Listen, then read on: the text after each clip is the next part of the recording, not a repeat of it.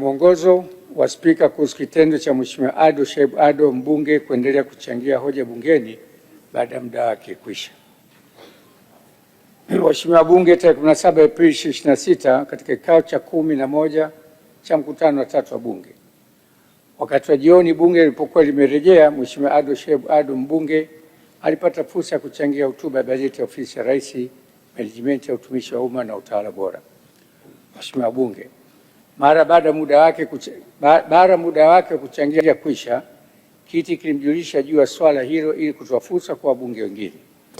Baada ya maelekezo hayo, Mheshimiwa Ado aliendelea kuzungumza na hata baada ya kisemo chake kuzimika kuashiria kwamba muda wake wa kuchangia ulikuwa umekwisha.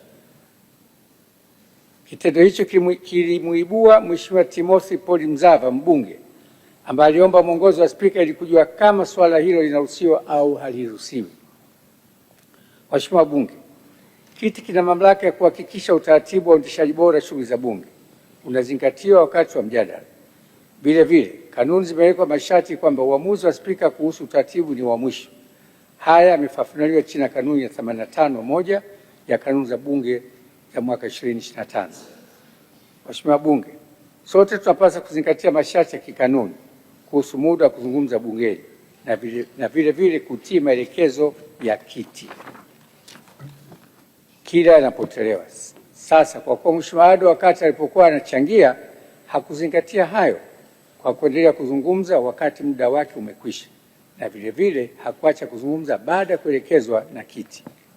Vile vile mpaka sasa tumeona kuna baadhi ya wabunge wanafanya makosa kama hayo, hivyo ni vyema kujirekebisha ili kujiepusha na vitendo hivyo vya utovu wa nidhamu. Kwa mantiki hiyo, naeleza kuwa endapo swala hili litajitokeza tena, taratibu za kikanuni zitachukuliwa kwa mujibu wa kanuni ya 86 za kudumu za Bunge 2025. Kwa mantiki hiyo, namsamehe Mheshimiwa Ado kwa ugeni.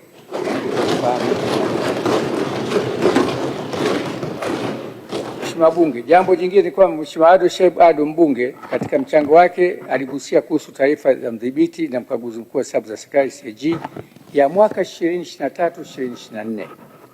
Taarifa hiyo pamoja na taarifa za ukaguzi wa mwaka 2024/2025 zimepelekwa kwenye kamati za kudumu za Bunge zinazosimamia matumizi ya fedha za umma, ikiwemo kamati ya kudumu ya Bunge ya hesabu za serikali za mitaa LAC, ambayo Mheshimiwa Ado Shaibu Ado ndiye mwenyekiti wa kamati hiyo.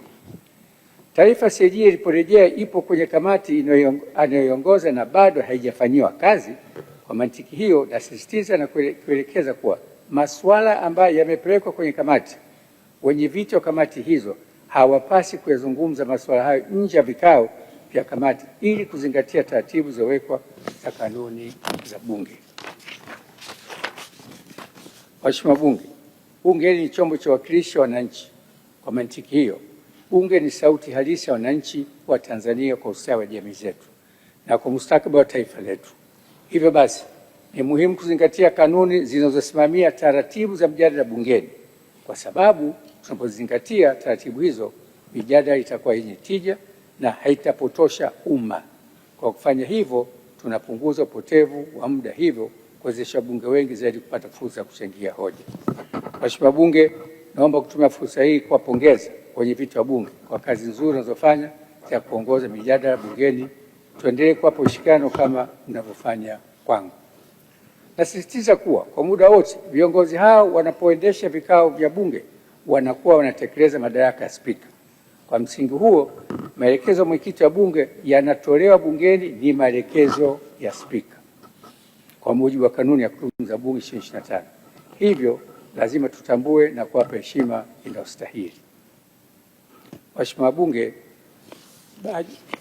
ripoti ya CAG 23/24 kama mnavyofahamu haijaletwa bungeni bado. Kwa hiyo maono ya CAG bado sio maamuzi sahihi ya Bunge, na Mheshimiwa Ado ndio atatuletea ripoti ya CAG 23/24, 24/25 kwa pamoja. Kwa vile 23/24 uhai wa Bunge ulikwisha, ripoti ile bado iko mikononi kamati ya Mheshimiwa Ado. Kwa Mheshimiwa Ado, ukishamaliza ripoti yako utakuja kutuletea mapendekezo ndani ya bunge hili na bunge litatekeleza mapendekezo yako pamoja na bunge mtakapotushirikisha, mtakapotuamulia kwenye bunge. Niseme kwa lugha ya Kiswahili au lugha nyepesi, tukikaa sisi hapa, sisi ni marefari, sio makocha. Hata mpirani, wakati kocha anabadilisha mchezaji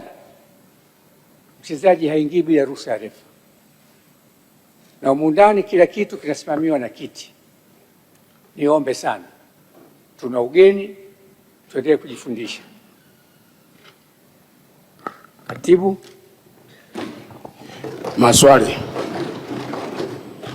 Ofisi ya Waziri Mkuu TAMISEMI, Mheshimiwa Profesa Lazaro Ndalichako.